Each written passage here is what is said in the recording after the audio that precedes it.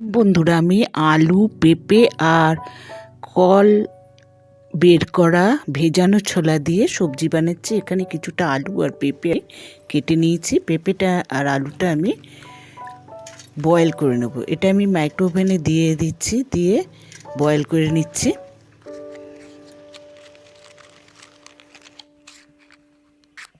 Boil হয়ে গেছে আমার। এবার দেখুন, আমার এটা কল বের করা ছোলা। এবার কড়াইয়ে আমি মাস্টার্ড অয়েল দিলাম, দিয়ে ওখানে গোটা জিরে, তেজপাতা আর গোটা শুকনো লঙ্কা দিয়ে দিলাম। দিয়ে একটু এটা মশলাটা নেড়ে তার মধ্যে আমি টমেটো দিয়ে দিলাম আর 4টে কাঁচা লঙ্কা চিড়ে দিয়ে দিয়েছি।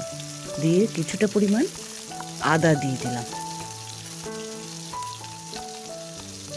দেখুন আপনারা আমি কীভাবে বানাচ্ছি, অবশ্যই আপনারা এভাবে তৈরি করে আমাকে কমেন্টে লিখে জানাবেন কীরকম হলো। নাড়ছি, নেড়ে চেড়ে আমি তৈরি করছি। এবারে ভেজা যে ছোলাটা ছিল, এটা হচ্ছে কল বের করা ছোলা, এটা দিয়ে দিলাম।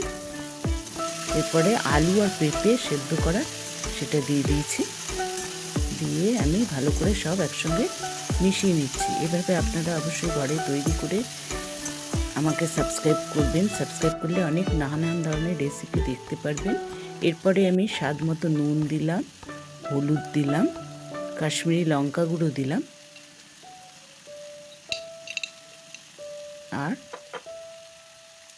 1 চামচ মতো ভাজা মশলা দিলাম। ভাজা মশলা বলতে মৌরি, গোটা জিরে, গোটা ধনে, শুকনো লঙ্কা, তেজপাতা সব শুকনো খোলায় ভেজে আমি ড্রাই রোস্ট করে নিয়েছি। রোস্টেড ভাজা মশলা দিয়ে দিয়েছি এর মধ্যে, দিয়ে ভালো করে আমি সব মিশাচ্ছি।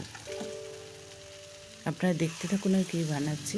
সামান্য মধ্যে জল দিয়ে দিলাম যাতে মশলাগুলো পুড়ে না যায়। জল দিয়ে আমি ভাজা ভাজা মতো করছি। এভাবে আপনারা তৈরি করবেন এবং আমাকে লাইক শেয়ার করবেন।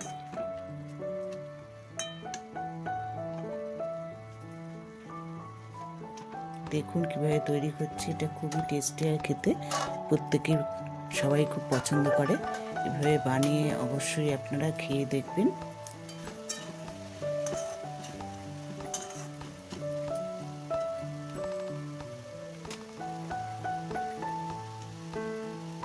দেখুন আমার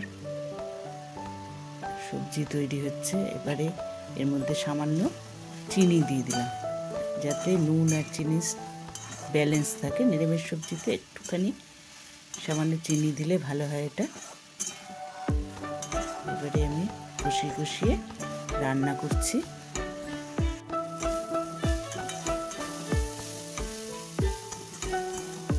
দেখুন আলু পেঁপেটা প্রায় সেদ্ধ হয়ে এসছে। প্রথমেই আমি বয়েল করে নিয়েছিলাম, এই জন্য এগুলো তাড়াতাড়ি সেদ্ধ হয়ে যাবে। হাফ বয়েল আমার করা ছিল, কিছুটা বয়েল করে রেখেছিলাম আর বাকিটুকু এখন বয়েল হয়ে যাবে, সেদ্ধ হয়ে যাবে। জল দিয়ে ঢাকনা দিয়ে দিয়েছি। এবার ঢাকনা খুলে নিয়েছি। ঢাকনা খুলে ওর মধ্যে ঘি দিয়ে দিলাম, 1 চামচ মতো ঘি দিলাম আর গরম মশলা গুঁড়ো দিলাম। দেখুন আমার আলু পেঁপের ডালনা তৈরি হয়ে গেছে। এবার ঘি গরম মশলা দিয়ে ঢেকে দিলাম।